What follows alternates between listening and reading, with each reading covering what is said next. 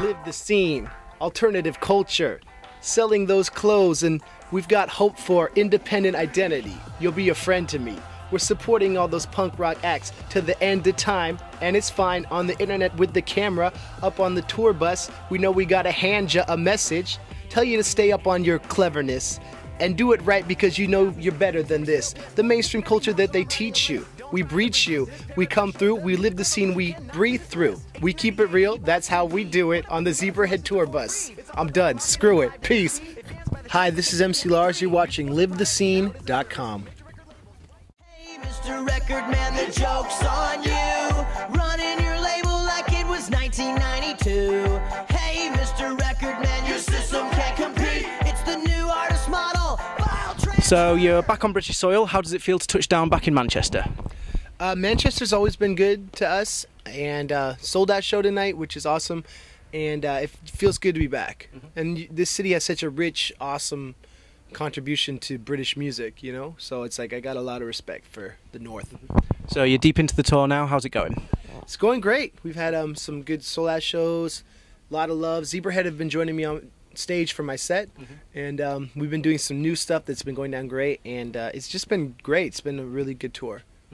And obviously Zebrahead are quite a lively bunch. Have you been getting up to any mischief while you've been on tour?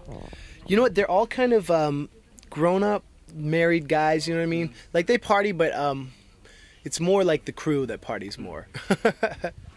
So you're quite what people would consider a diverse act for the bill. How would you describe your music? It's hip hop with a punk background, and with a theatrical artistic presentation, because we have a screen with video, and then I do the beats on the laptop, and I mean, I call it post-punk laptop rap, and being in the mecca of post-punk music, that might resonate.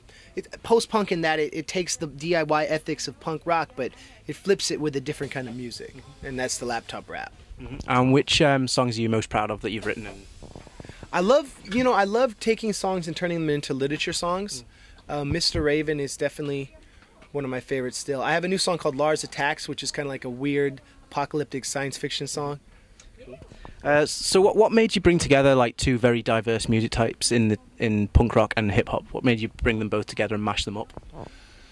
I was just making the kind of music I wanted to hear that I wasn't hearing already, and I'm such a big fan of so much music that I just wanted to make my own music and not conform and not be in a mold, and that's kind of what got me my start, because no one was in 2004. It was before 303 and before Hollywood Undead, and like before a lot of those hip hop groups that have kind of taken that aesthetic and marketed it in a certain way. It was kind of revolutionary to be doing that, sampling brand new and rapping about Edgar Allan Poe. Like that was new, and so yeah, so I just combined the music I like and wrote about what I wanted, and if people liked it, cool. If not, who cares? Like whatever. I love the music and I live it, and so it's my thing. You know what I mean? Yeah.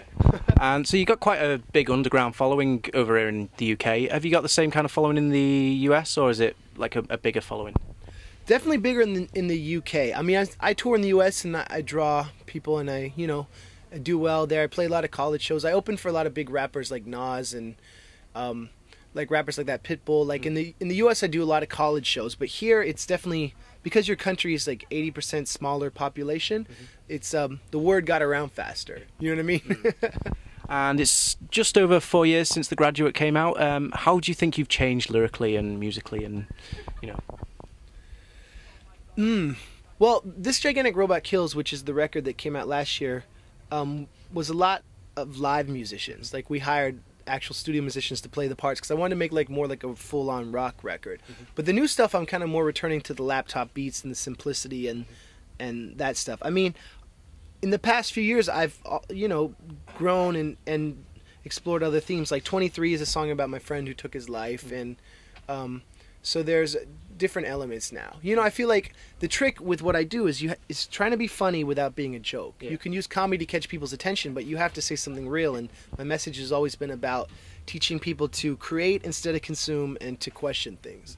And that's really why I love punk rock music and culture, because that's such a big part of it. You know what I mean? Yeah. And you've got a new album in the works. Can you give us a little insight into that? Yeah, the new record, I've got a mixtape I'm working on, then the studio album after that is called Lars Attacks, and it's really cool, and you're going to hear some stuff from that tonight, so I'm stoked on that. And when are you hoping to get it like released? Hopefully early next year. We'll see how it goes. And you work with a lot of people on your albums, you know, you got Jarrett Reddick and, you know, other people. Is there anyone that you'd really love to work with? I'm talking to KRS-One's management to get him on the new record. He's interested, and we've been talking, and so hopefully that will happen. He's always been a hero of mine, and it's cool that I'm on his radar now. Yeah. And have you got any names to drop for the next record? Have you got anyone lined up? It's all still secret. So what's your ultimate goal when it comes to your music? Where would you see yourself in like 5 years' time or something like that? I mean, ultimately, I'm going to get my PhD and become a professor and teach hip-hop history at a university somewhere. That's like the ultimate goal. And write books and kind of like explore postmodern culture in relation to hip-hop as part of the like literature canon. You know what I mean? But, you know, I'll hopefully still be touring, playing more shows. And also my label, Horse Records, I'm trying to hook up younger rappers and build that up. So just, you know, in 5 years I'll probably be married and maybe, I don't know, have kids, I don't know. Yeah. But it's still awesome that I've been doing this 10 years and it still pays all the bills. And it's really, really cool to be living this dream. You know what I mean? Yeah. Any idea when you're going to be back in the UK? Yeah, I'm hoping 2011 sometime. So there's no hope for any of the summer festivals or anything like that? If they want to hire me, I'll do it. But I feel like you need a huge radio hit to do that. Yeah. So I got to work that out first. Yeah. So have you got any messages for anyone out there that doesn't know your stuff, or, you know, any of the fans? Yeah, check out mclars.com. I've got free music, videos, all sorts of stuff. Come see us on this tour. We're doing a headline tour which starts April 1st, and I'm flying out a young rapper named K-Flay, who went to university with us. She's a young, awesome white girl who raps and plays guitar and does a lot of our beats, and she's awesome. So I'm trying to like make her UK debut really, really exciting. So that's coming up in like about a week, and yeah, that's it. MC Lars is more punk than you.